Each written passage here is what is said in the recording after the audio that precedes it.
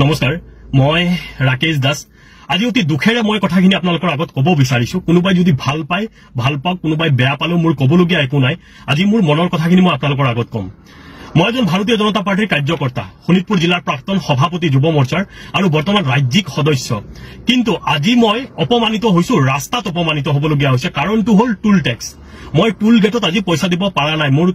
মানে পইচা অলপ কমে আছিল সঁচা কথা যেটো পইচা অলপ কম আছিল তেতিয়া হলে মই কি কৰো ধৰক মোৰ যি পাৰ্টিৰ আই কাৰ্ডখন আছে শোণিতপুৰ জিলা যুৱ মৰ্চাৰ আৰু ৰাজ্যিক যি এক্সিকিউটিভ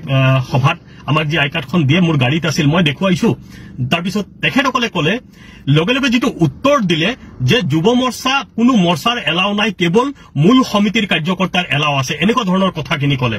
মোৰ এনেকুৱা খং উঠিছে ভাই দিনে নিশাই পাৰ্টিৰ কাৰণে কাম কৰি আছো মৰ্চাই কি কাম নকৰে কি কথা ক'ব আহে হে আপোনালোকে এই কথাখিনি মই বাৰংবাৰ মই ৰাজ্যিক সভাপতি মহোদয়কো জনাইছো যে আমি দূৰদূৰণিৰ পৰা আমি তেজপুৰৰ পৰা আহো তেজপুৰৰ পৰা আহিলে 3000 টকাৰ তেল লাগে তাৰ উপৰিও টুল টেক্স কেনেকৈ পাৰ্টিৰ কাম কৰিম প্ৰভাৰী গলে ইমান দূৰত আমি যাওঁ ইমান কষ্ট হয় কম কষ্ট হয় নেকি বছৰত এটা কাম মন্ত্ৰী মিনিষ্টাৰৰ বিধায়কৰ পৰা এটা কাম নাপাও বিচাৰি বিচাৰি ভাগৰি যাওঁ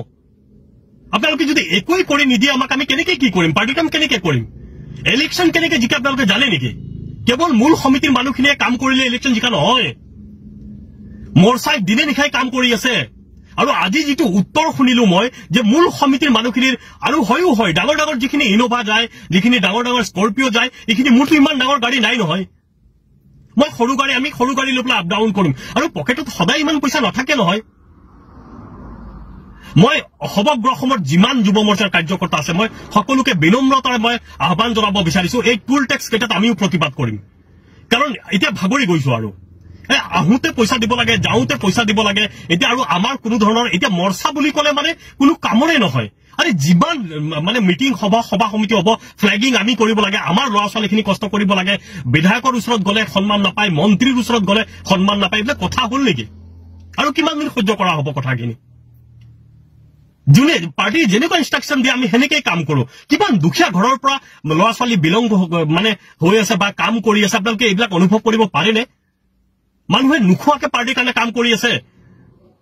আপোনালোকে কেৱল ইলেকশ্যন জিকাৰ পিছত বাহ লয় কিন্তু বুথৰ কাৰ্যকৰ্তাই যে মানে তেখেতসকলে কিমান কষ্ট দিনে নিশাই বুথত কৰিবলগীয়া হৈছে মৰ্চাৰ মানুহখিনি কৰিবলগীয়া আছে যিকোনো মৰ্চা মই আপোনালোকক বিনম্ৰতাৰে অনুৰোধ কৰিব বিচাৰিছো আপোনালোকে যদি বেয়া পায় মোক পাৰ্টিৰ পৰা উলিয়াই দিয়ক মোৰ ক'বলগীয়া একো নাই কিন্তু মানে কি মই সকলো কাৰ্যকৰ্তাৰ কাৰণে মই কৈছো কাৰণ মোৰ যেনেকুৱা কষ্ট হৈছে মই ভাবো সকলো কাৰ্যকৰ্তাৰে কষ্ট হৈ আছে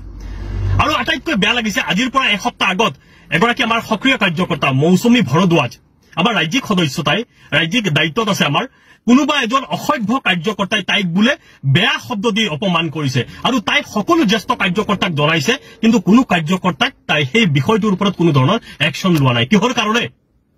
আৰে আমিওতো জিলা চলাইছো না মই যেতিয়া শোণিতপুৰ জিলা চলাইছো আমাৰ কাৰ্যকৰ্তাৰ ওপৰত এটা শব্দও কোনে ক'ব পৰা নাছিল যদি আপোনালোকে চলাব নোৱাৰে তেতিয়া কেনেকৈ চলাব আৰু কাৰ্যকৰ্তাই যদি আমাৰ নিজৰ মাজতে সন্মান নাপায় তেতিয়াহ'লে কেনেকৈ থাকিব কাৰ্যকৰ্তা এতিয়াৰ পৰা মই কৈছো সমগ্ৰ যুৱ মৰ্চাৰ কাৰ্যকৰ্তাই প্ৰতিবাদ কৰিব লাগে যেতিয়ালৈকে আমি ধৈৰ্য ধৰি আছো ধৈৰ্য ধৰি থাকিলে এনেকৈ নহ'ব আৰু সেইবিলাক আমি ধৈৰ্য ধৰি আজি সেই বিশেষকৈ সৰ্বভাৰতত আজি চিট কমি যোৱাৰ মূল ৰিজন হ'ল এইবিলাক কাৰণ এজনে এজনক আমি কাৰ্যকৰ্তাখিনিক আমি গুৰুত্ব নিদিওঁ